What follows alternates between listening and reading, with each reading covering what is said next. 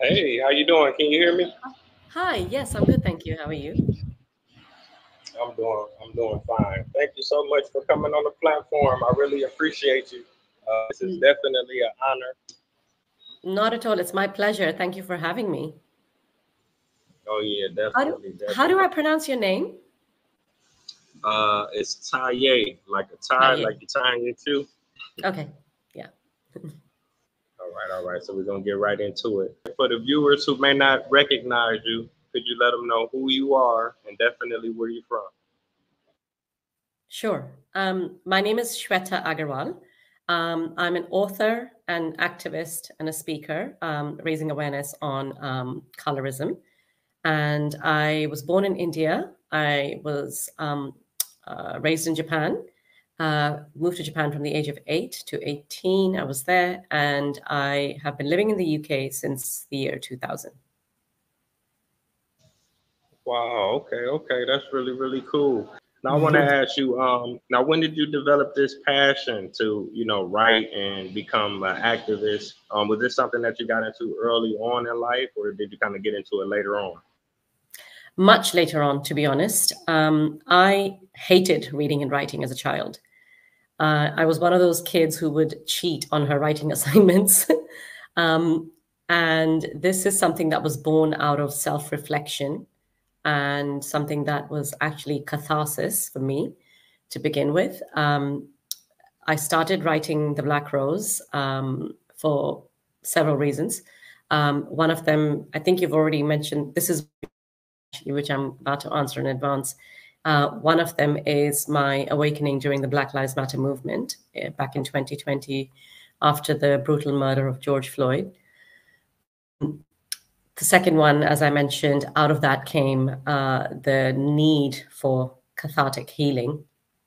And then finally and thirdly, realizing that actually it's not just me. There are millions, if not billions, of people of color around the world who live with colorism in their lives on a daily basis, are traumatized by it, are made to feel inadequate because of their color.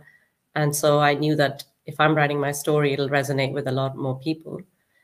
So these are the reasons why I started writing. But yeah, the passion as such, or the desire to want to write something like The Black Rose, um, was really inspired by the Black Lives Matter movement, and in the year 2020, and everything from that day on is, as I say, the rest is history. Wow, that's really amazing because you take for granted sometimes some of the things you go through, where you're living and how they could ultimately affect people around the world. In particular, the Hmm. case of George Floyd. Now, I can ask you, where were you living at the time of the protest? In London, and I attended one of Oh, the very last protests in London on the 20th of June. okay, okay. Now I can ask you about London in particular. Do you feel as though uh, is racism as much of an issue as it is, compared to what you're seeing, after the death of George Floyd and the things that go on in America? Is it similar? Is it significantly different? To be honest, it's very hard for me to comment on that because I don't live in America, so I don't experience it or see it on a daily basis. So I wouldn't be able to comment, and if I did, it wouldn't be fair. I can only say that I do hear a lot more about racism in America being prevalent and quite overt. Um, in the UK, I'm sure there is racism around the country. In London, as such, it's a very integrated society. So I see less of it in London as one of the biggest capitals, of the world, essentially, right? But of course, there is racism everywhere. There is subtle racism. There's overt racism. You hear about it. You see it. You can't help but think it's racist when it's a racist attack, or the intention was to do with racial abuse when you hear about a murder of a person of color. So sadly, it's the world that we live in. Yeah, yeah, that's very true. I'm a world traveler. I've been to about 70 countries, and I can understand, things can be different in different countries. I got a chance to live in a few other countries as well. Now, I can Mm. ask you about the places you have lived. Did you see a significant difference between, say, maybe the UK, Japan, and India in terms of colorism and how people may have treated you?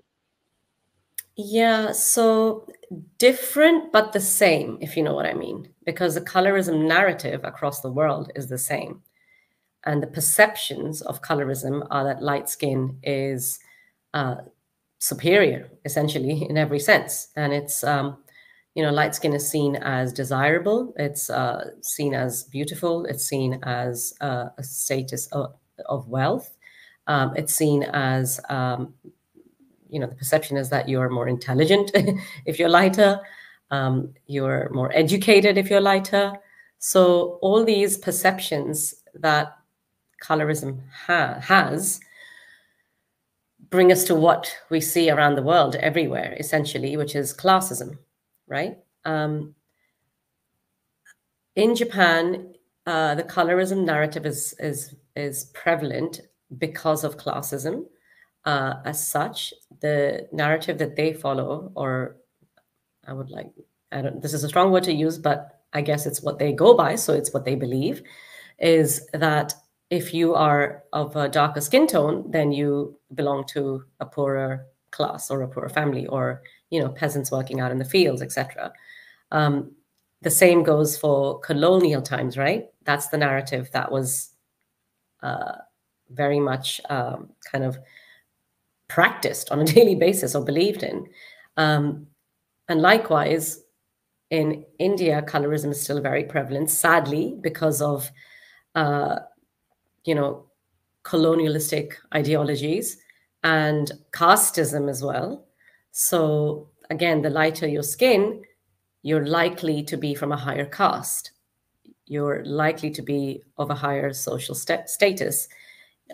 You're seen as more beautiful. Skin whitening products that are sold in the country and in Japan, not just in India, are sold to primarily women, using the kind of beauty narrative and the beauty standards narrative to target women, to push them to use these products for them to be more beautiful, more desirable. So that narrative, I have to say, the very first one, that light skin is beautiful, fair is beautiful, as per a lot of skin whitening creams that you see around the world, not just in India or Japan. I traveled to Turkey, I traveled to Egypt, I saw skin whitening products sold widely there. I traveled to Thailand, skin whitening products were sold widely there. The fair is beautiful narrative is, I would say, by far the most widespread, most abused narrative by the skin whitening industry to sell what they want to sell to their female market.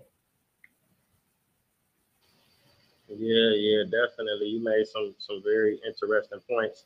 And I can speak for myself, being an African American, a lot of times we struggle to know our own history, let alone the history of the world, and we don't realize that colonialism and slavery was a global thing. So people in India went through something similar that we went through. People in Jamaica and Brazil went through something similar that we went through. So most of the countries that I visit, like you say, the whiter you are, you're in the higher class. Like I studied abroad in Dominican Republic. The average Dominican was brown skin, my color, maybe a little darker, maybe a little lighter. But the tourist areas, the commercials, the ads, the college campus, the professors, you'll see lighter Dominicans or even white Dominicans. The people that took out the trash, the people that worked in the cafeteria, the people that cleaned the bathrooms, the security guards, they were all dark skinned people, so Yeah. it was very, I mean, Japan was never colonized, but growing up in Japan, I saw colorism being practiced there overtly with skin whitening products and the beauty narrative. I guess it somehow demonstrates how it's not just about colonialistic ideologies, but somehow the narrative that light skin is a symbol of class, upper class, has somehow traveled across the world. Yeah, definitely. Like you say, it's so much at stake now to where it's probably $1 billion industry because when I did visit Asia, like you said, places like Thailand and the Philippines, it seems like they have entire aisles of skin lightening or skin Mm-hmm. bleaching or whatever you want to call it Mm-hmm. products. And when I buy lotion or soap, I have to really take my time. Even in Africa, I have to really look at what I'm buying because it might Mm-hmm. affect my skin. You know what I'm saying? Because Mm-hmm. it's so Yeah. normal.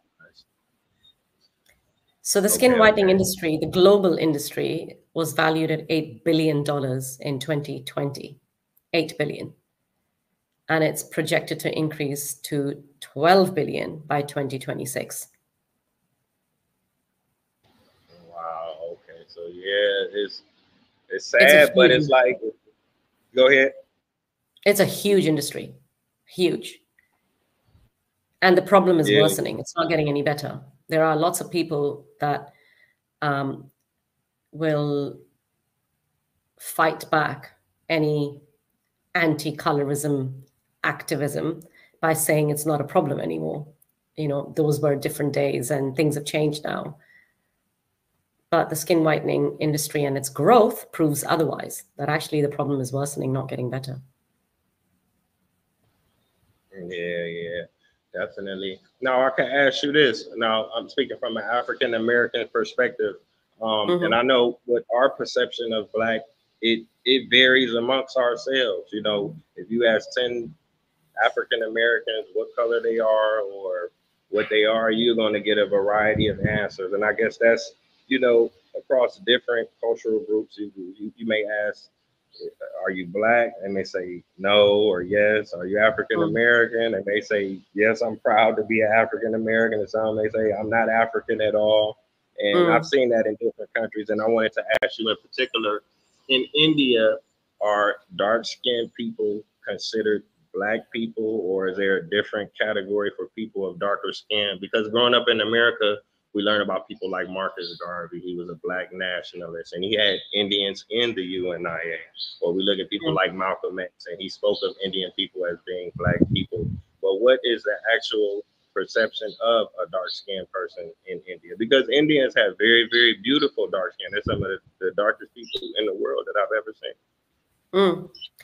You're absolutely right. So Indians come in a variety of shades, from being very melanated, beautiful dark skin, as you said, to being very light. You know, light kind of the Aryan race, European light. Um, so the reason being is because India has been conquered millennia after millennia by various rulers and various races. And so when I say we come in a variety of shades, we actually do, but we also see the difference from northern part of India being very light skinned, even light eyes, blue eyes, light hair, to very dark, melanated, beautiful skin when you go towards the south. South India, when you see that dark skin tone, actually, the South Indian community are the Dravidian Indians. And they were the original Indians who were already in India at the time when India was conquered, and then conquered repeatedly over and over again. And they were gradually pushed down by the Aryans towards the south. So, and then of course, when we had the British colonize India, they colonized various parts of India. So you've got the kind of mixed skin tones, still, right, in India. So dark skin is, unfortunately, it's the biggest irony, to be honest, when you see colorism in India, because, if you really want to argue, then you can say that, well, actually, they are the original Indians, right?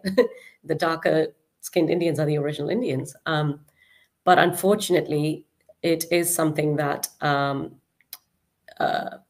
people look down on. Anti-blackness, for that reason, is an issue in India. And, if you're dark skinned, you're called the word Kala, which means black. So, yeah, it's quite shameful, to be honest. Okay, okay. Now I can ask you this. I guess it's like a current event. Um, the Vice President Harris, she made history, and like I say, in America, we have a global audience. So just to try to put it in perspective, in America, there's a debate about her race, but it's generally accepted that she is the first African American vice president, the first Hmm. woman vice president, the first Asian vice president, the first Indian vice president. Mm. Um, what is your perspective on that in terms of somebody that lived in India? Is Vice President Harris recognized and celebrated Mm. as an Indian vice president? I mean, representation is everything, right? Um, we can't underestimate the power of representation. We can't trivialize the power of representation because you feel seen, you feel like you belong. And so, on that front, I think there is no question if she wins the election and she becomes the president, then that is history, that she's making history as the first female president, but also the first African American and African American Indian president. Um, so there is no question that she will make history. And, it's going to be a very proud moment for all of us, for people of color around the world, women in particular. Um, but having said that, I do believe in meritocracy. And all I would like to say is, may the best candidate win. Okay, okay. Now I can ask you this: if you could speak, if it's okay to speak about some of your experiences as a child. Mm, Um, have you experienced bullying? Because, like I know in America, even within the black community, there is colorism. We bully each other, and mhm, obviously it does stem from slavery and colonialism. But you will see, like, I don't know if you're familiar with it, they have this Barbie doll test, and they'll say, they'll say, they'll ask black children, they'll ask white children, they'll ask Latino children, Asian children, and then they'll mm. say, which doll is the dumb doll? It's the black doll. Which doll is the smart doll? It's the white doll. Which doll is the, Really? pretty doll? Which doll is the mean doll? Which Mm, doll is whatever? And mm, ultimately, all of the children, the majority of the children will say the negative aspects are the black doll and the positive aspects yeah. are the white doll. These children may be 5 years old. They're Mm, not even, they're not consciously making these decisions, but within 5 years, they've already have an understanding of mhm, where people fit in society based upon their skin tone. yeah. Yeah, it is really quite sad and upsetting to hear when the colorism narrative, becomes so deeply ingrained, especially with young children, right? And it begins, to be honest, from the day you're born. Like the first thing that's discussed in your family is your color. Oh, what a beautiful baby. Why beautiful? Because the baby's light skinned. Oh, what happened to the baby? Oh, the baby took the mother's color. Or, why not the father's color? Because the mother is darker skinned and it's like seen as something like, pitiful, right? Um, I started to feel um, upset and hurt and started to understand colorist tones from the age of 6. I'm sure they go further back. I just didn't understand them. From the age of 6, I started to really understand what colorism means because I am, the skin tone that I am right now, but actually as a child, I was far, far darker than I am right now. And my parents, on the other hand, are the lightest Indians you can ever get. So my father didn't even look Indian, he looked Italian. He was extremely light, brown eyes, jet black hair.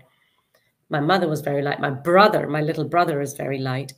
So I was seen as the black sheep of the family. And I heard taunts from extended family members when my parents moved to Japan to start a new life and start a new business. They enrolled me in a boarding school in India because they couldn't afford my education back then. So, for the couple of years that I was in India on my own as a 6-year-old child in a boarding school, already feeling that sense of abandonment, I was told by extended members of the family that my parents left me behind because they're ashamed of my color. And it started at that point. Then, when I moved to Japan finally, and I was in an international school in Japan, I was bullied by none other than brown boys. I was called the ugly duckling. I was called the black sheep. I was called Blackie. So, unfortunately, as you said, it happens within the community. That is literally the definition of colorism, right? Discrimination or prejudice faced by individuals of a dark skin tone, particularly within their ethnic race or group or community. And that's exactly what it is. That's what I faced. And it's traumatizing. It's upsetting, psychologically. It impacts the child. And then even in your, adulthood, obviously that, travels through with you, and you see yourself, you start to see yourself as less beautiful, or, you don't have the confidence in yourself. You start to see yourself as less capable or less worthy of a certain career, for example, like in the media or in, wanting to be an actress, which I wanted to be an actress. I wanted to be a Bollywood actress because I love dancing and singing. But when you're told that you can't, and it's better not to dream of that because you're too dark to be one, you feel less worthy. So it's the impact of colorism on one's mental health is far greater than what we think it is.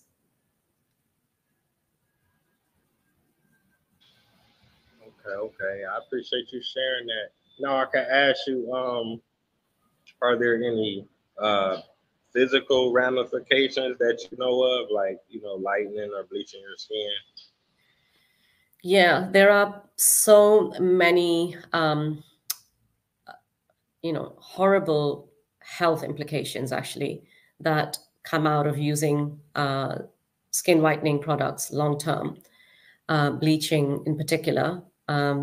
Skin whitening creams also have something called hydroquinone, which again is a chemical, or like a type of, I think like a steroid maybe, that over long term can impact your kidneys. And you're starting to see that now after 30, 40 years of use of skin whitening creams around the world. People are starting to report kidney problems, kidney failure. Infertility is one of them. Cancer, liver cancer, skin cancer. If you bleach regularly, you can start to burn your skin. You can start to, skin whitening creams can make your skin thinner and therefore more prone to burning when you're out in the sun. So there are a lot of health implications that come with it, with the use of these products. Unfortunately, there isn't enough awareness, and people aren't educated enough to understand. They are not being educated enough, rather, to understand these implications. So I think it's very, very important for us to start raising awareness on this, because the products are sold so widely and are endorsed by huge celebrities in India, definitely.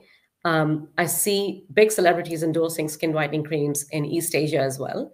I can't say anything about Africa or other countries that I haven't seen or I don't know the celebrities.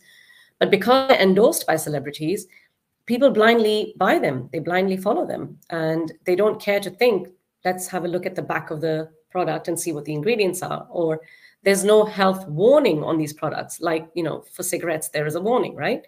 There's no warning on these products. So people don't know what they're really applying, what they're using. They're just thinking they're being sold the the fair is beautiful narrative, and they want that. And because it's being endorsed by celebrities, they think, well, how wrong can it be? That's exactly what I did. I started using it at the age of 11 because it was being endorsed by massive Bollywood celebrities. And I thought, well, everybody's doing it. Beauty parlors are offering you bleaching, as a treatment, skin whitening, facials as a treatment. Everybody's wearing this particular cream. How wrong can it be? But it is terrible. Okay. Now, have you received any, I guess, backlash or pushback from people, from your own community or other communities about, the things that you are speaking about in terms of, skin lightening and skin color? So, I mean, the good news is that the work that I'm doing is, makes me feel very proud that I'm raising awareness on colorism, and a lot of people are actually appreciating that, and it's resonating with a lot of people because they are going through it themselves, or they have been through it, and they are unlearning colorism, and they are starting to feel more confident in their own skin.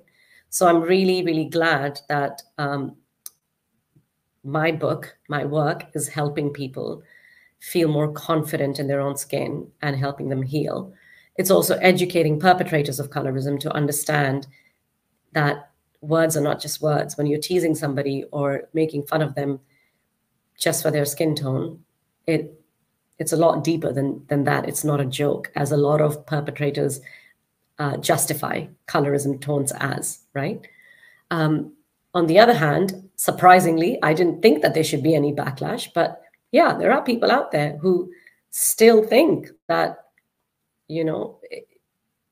fair is beautiful, light skin is beautiful, and that's how it should be. And if you are dark skinned, then you're ugly. And, I've had backlash where people have, if I've called out a celebrity, because they are blind followers of the celebrity, I've had backlash from people and criticism and comments where they say, well, oh, you're just jealous because you're not fair or you're not light skinned and you should go back to using skin whitening products. It is quite upsetting and quite sad that some people just don't seem to understand how unjust it is, how wrong it is, especially when it comes from within your community. But there will always be, right, I suppose. Yeah, definitely. Now, can I ask you, have you considered doing a documentary? I mean, it seemed like this would be a awesome topic, and it could be, inspiring and life changing for a lot of people globally. I would absolutely love to do one. The Black Rose is, changing people's mindsets. It's touching people. So I'm very proud that my personal story has helped others, and I want to continue to help others. So yes, if there is some sort of visual form that the Black Rose takes and therefore is able to reach more people, I would absolutely love that, because I think a personal story hits harder. It's people resonate with it more, right? I'm working on it, so watch this space. Okay, okay. Now, can I ask you, for people who want to follow you and keep up with what you're doing, they want to check out the book. What's the best way that they can show you support? Where can they go? Thank you so much for asking. If you, firstly, thank you to all your listeners. Thank you so much for your time and for listening to me. I hope that some of my words were able to help you understand colorism, understand the severity of the issue, and also in some way, if you are going through colorism right now, please feel free to reach me on Unlearn with Shweta at on Instagram or TikTok. It's Unlearn with Shweta. I have my book available on Amazon. It's called The Black Rose. It's available in Kindle format as well as paperback. And I'm also working on my audiobook. So hopefully that will be out soon. And thank you again for listening. Yeah, definitely. I'm gonna have to check out that audio book. That's real cool. I definitely look forward to the documentary. I know you're gonna make it happen. And I want to take my hat off to you. I really appreciate the work that you're doing, because there's a lot of beautiful people out here. They just don't know. Some people, they just might need to just read that one book, because sometimes you read one book that could change your whole life. And I'm sure that already has happened with a lot of your readers. So I'm definitely looking forward to what you got coming in the future. Thank you so much for taking out the time to come on this platform. Thank you, Taye. Really appreciate it. Thank you so much for having me. All right, so take care until next time. Take care. Bye-bye.